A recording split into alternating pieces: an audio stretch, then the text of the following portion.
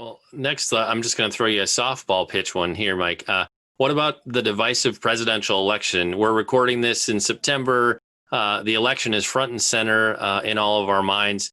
There's a whole range of responses for how the church, how Christians should be a part of this election. So how would you say God's calling us to respond and engage?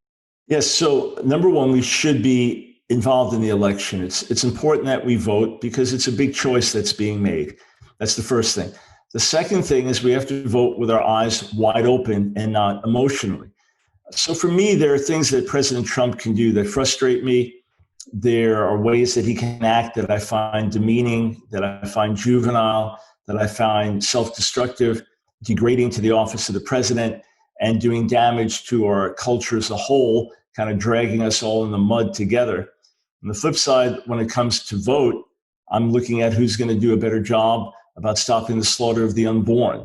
I'm looking at who's going to fight for our religious liberties. I'm looking at who's going to push back against Islamic extremism. I'm looking at who's really going to stand with Israel. I'm looking at who's going to stand up to the tyranny of China.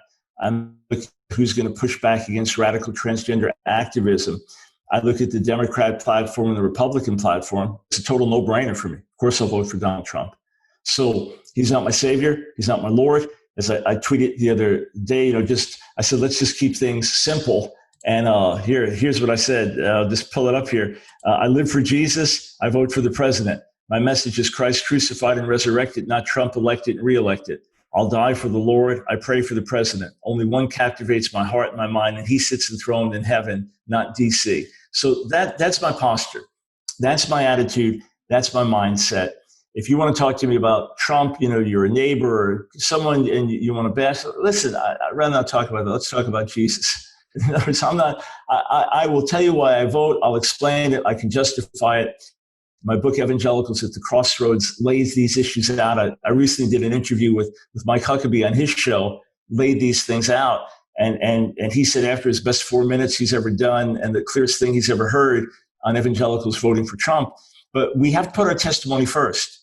That's the biggest thing. Put the cross before the flag, put spiritual activity before political activity. Don't get caught up with election fever.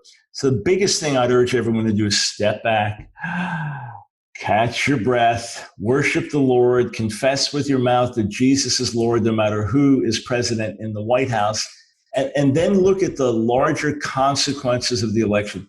If we tie our life and our testimony in with Donald Trump and become apologists of the president or for the president, then that will harm our national witness. On the flip side, if we say, here's who I'm voting for, and here's my witness, and we can show how they are consistent, a vote for Trump could be like a wedge in the door to stop it from slamming, because otherwise, if Democrats get in, we're going the way of social anarchy, mobocracy, socialism, and a real attack on our fundamental freedoms.